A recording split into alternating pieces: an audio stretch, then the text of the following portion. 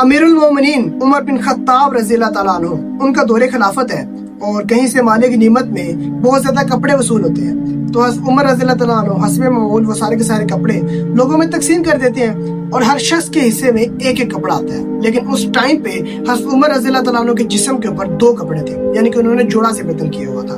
और कपड़े तकसीम करने के बाद वो मिंबर पे चढ़ते हैं ताकि लोगों को वाज़ नसीहत करें, और अभी सिर्फ उन्होंने यही अल्फाज कहे थे कि ऐ लोगो मेरी बात सुनो। क्या सलमान फारसी रज़ी अल्लाह अन्हु जो बैठे सारी बातें सुन रहे थे, वो कहते हैं कि या अमीरुल मोमिनीन ठहर जाइए, हम ना आपकी बात सुनेंगे और ना आपकी अताअत करेंगे।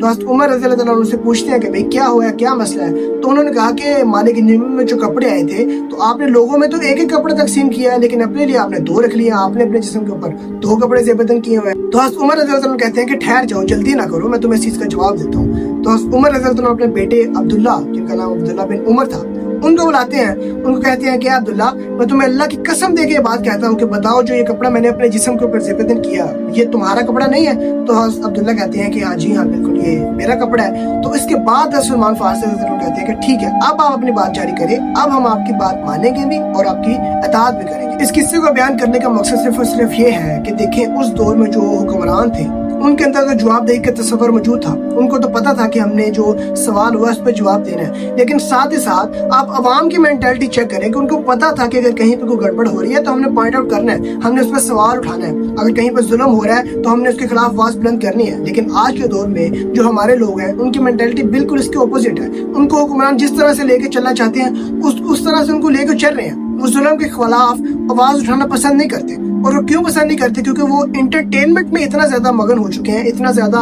वो इंटरटेनमेंट में आगे जा चुके हैं कि उनको कोई पता नहीं है कि जो मुल्की मामलात हैं और इस तरह की जो चीजें हैं वो किस तरह से चल रही हैं और क्या हो रहा है। और अगर पता भी है तो वो आवाज नहीं उठाते। देखिए हज़रत सलमान फारसी के इस किस्से को बयान करने का मकसद सिर्फ यही है कि ताकि आप थोड़ा सा एंटरटेनमेंट को कम करके चीज़ों को स्टडी करें, चीज़ों का मुताला करें ताकि आपको पता चले। क्योंकि चीज़ों का आपको पता होगा तो फिर ही आप जुल्म के खिलाफ आवाज़ बुलंद कर पाएंगे, उसके बगैर आप जुल्म के खिलाफ आवाज़ बुलंद नहीं कर सकते जब तक कि आप एंटरटेनमेंट के आपको सिर्फ और सिर्फ पता है।